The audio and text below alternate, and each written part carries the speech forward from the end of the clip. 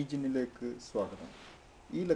ഈ രണ്ടാം ലക്കത്തിൽ നമ്മൾ അക്കൗണ്ടിങ്ങിനെ കുറിച്ചിട്ടാണ് സംസാരിക്കാൻ പോകുന്നത്. അക്കൗണ്ടിങ്. അപ്പോൾ അക്കൗണ്ടിങ്ങിൽ നമ്മൾ ചിന്തിക്കേണ്ടത് വരുന്ന വരായിക ചെലവുകൾ ഇതൊക്കെ എങ്ങനെ കൈകാര്യം ചെയ്യുക എന്നുള്ളതാണ്. അപ്പോൾ ഇതിനു വേണ്ടിയിട്ട് നമ്മൾ ഒരു ഉദാഹരണമായിട്ട് ഒരു കോഴി ഫാം, ചിക്കൻ ഫാം ബിസിനസ്, ഈ ചിക്കൻ ഫാം ബിസിനസ് തുടങ്ങാൻ വേണ്ടിയിട്ട് നമ്മൾക്ക് 1,00,000 രൂപ വേണം. 1,00,000 രൂപ വേണം. ചിക്കൻ ഫാം ഇൻവെസ്റ്റ്മെൻറ്റ് 1,00,000 ഇൻവെസ്റ്റ്മെൻറ്റ് വേണം. അപ്പോൾ ചിലപ്പോൾ ഒരാൾക്കുണ്ടാവാം അത്ര പൈസ, അല്ലെങ്കിൽ നമ്മളെ ഉദാഹരണത്തിൽ 5 പേര് കൂടിയിട്ടാണ് ചിക്കൻ ഫാം തുടങ്ങുന്നത്. അപ്പോൾ അതായത് 5 പാർട്ട്ണർമാരുണ്ട്, 5 പാർട്ട്നേഴ്സ്. ഓരോരുത്തരും 20,000 ഉറുപ്പ്യ വെച്ചിട്ട് 20,000 വെച്ചിട്ടാണ് തുടങ്ങുന്നത്. അങ്ങനെ 20,000 വെച്ചിട്ട് ഓരോരുത്തരും 20,000 വെച്ചിട്ടാണ് ചിക്കൻ ഫാം തുടങ്ങുന്നത്. അപ്പോൾ ഇതിൽ 20,000 ഓരോരുത്തരെയും ഇൻവെസ്റ്റ്മെൻ്റാണ്. അങ്ങനെയാണ് 1,00,000 നമ്മൾ ചിക്കൻ ഫാം തുടങ്ങുന്നത്. ഇനി ഈ 1,00,000 നമ്മളെല്ലാവരും ഓരോ പാർട്ട്ണർമാരും തന്നത് നമ്മൾ ബാങ്കിലിട്ടിട്ട് നമ്മൾ കച്ചവടം ചെയ്യുന്നത്.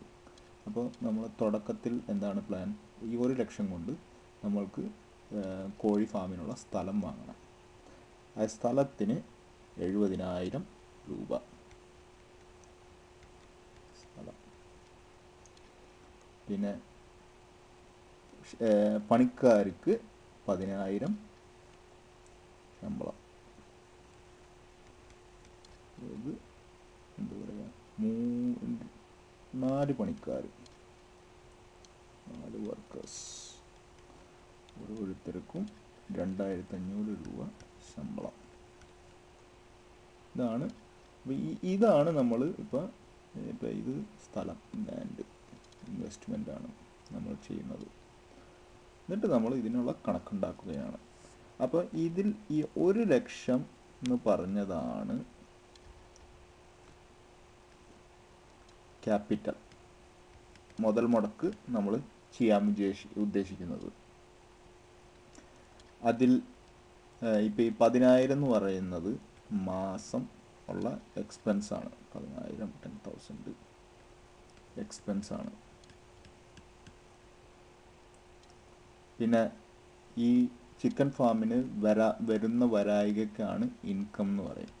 ഇൻകം അതായത് ഇപ്പോൾ കോഴീനെ വിറ്റിട്ട് കിട്ടുന്ന പൈസ.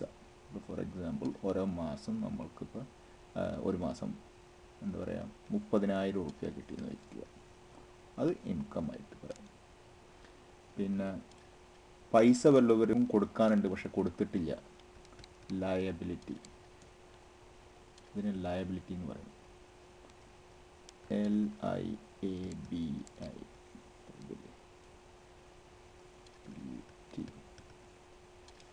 അത് ലയബിലിറ്റി എന്ന് പറയും. അതിപ്പോൾ ഒരു 2 മാസം നടന്നതിന് ശേഷം ഇപ്പോൾ പൈസ നമ്മൾ കൊടുക്കാനുണ്ട് എന്ന് വയ്ക്കാം, എത്ര, ഒരു 10,000 രൂപ കൊടുക്കാനുണ്ടെന്ന് വയ്ക്കാം, അത് ലയബിലിറ്റി.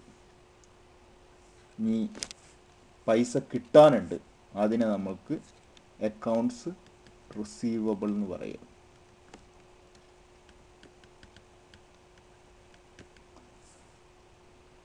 അക്കൗണ്ട്സ് റിസീവബിൾ, അത് റിസീവബിൾ ഒരു 5,000 രൂപ കിട്ടാനുണ്ട്. അപ്പോൾ ഈ ഉദാഹരണത്തിൽ നമ്മൾ അക്കൗണ്ടിങ് ആണ് പഠിക്കുന്നത്. അപ്പോൾ ഇതൊക്കെ എങ്ങനെ അക്കൗണ്ട് ചെയ്യുമെന്നുള്ളത്. 1,00,000 രൂപ ഉള്ള ഇൻവെസ്റ്റ്മെൻറ്റിലാണ് ഒരു ബിസിനസ് നമ്മൾ തുടങ്ങുന്നത്. അതിൽ 5 പാർട്ട്ണർമാരുണ്ട്. അതിൽ ഓരോരുത്തരും 20,000 രൂപ വെച്ചിട്ടാണ് കോൺട്രിബ്യൂട്ട് ചെയ്തിട്ട് 1,00,000 രൂപക്കുള്ള ഇൻവെസ്റ്റ്മെൻ്റാണ് ചെയ്യുന്നത്. അതിൽ ഫസ്റ്റായിട്ട് എല്ലാവരും പാർട്ട്ണർമാർ കാശ് ചേർത്തതിന് ശേഷം ആദ്യം ചെയ്യുന്ന ഇത്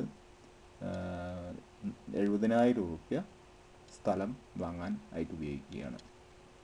അത് കഴിഞ്ഞ് ഓരോ മാസവും 10,000 രൂപ ചിലവുണ്ടാവും. അത് 4 ശമ്പളക്കാരാണ്, 4 ശമ്പളക്കാർക്ക് 2500 റുപ്യ കുറയും. അപ്പോൾ 1 ലക്ഷം ക്യാപിറ്റൽ ഇൻവെസ്റ്റ്മെൻറ്റ്.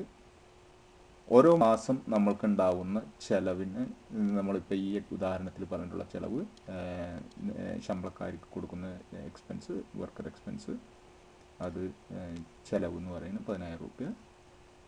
ഓരോ മാസം നമ്മൾക്ക് വരായിക വരുന്നത് 30000 റുപ്യ. ഓരോ മാസം അല്ലെങ്കിൽ നമ്മൾക്ക് ഉണ്ടാവുന്ന ബാധ്യത, ഈ മാസം ഉണ്ടായ ബാധ്യത 10000,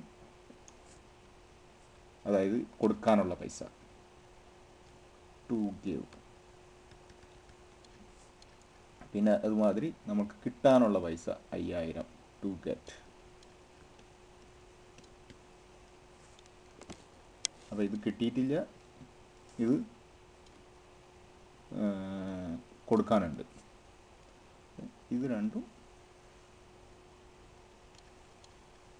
കണക്കിൽ മാത്രം കാണുന്ന ഇതാണ്. പൈസ പോയിട്ടില്ല, പൈസ അങ്ങോട്ടും ഇങ്ങോട്ടും പോയിട്ടും വന്നിട്ടുമില്ല. ഇനി അടുത്ത ലക്കത്തിൽ നമ്മളൊരു അക്കൗണ്ടിങ് സിസ്റ്റം ഉപയോഗിച്ചുകൊണ്ട് ഇതൊക്കെ എങ്ങനെ സിസ്റ്റത്തിൽ കാണാം എന്ന് കാണാം.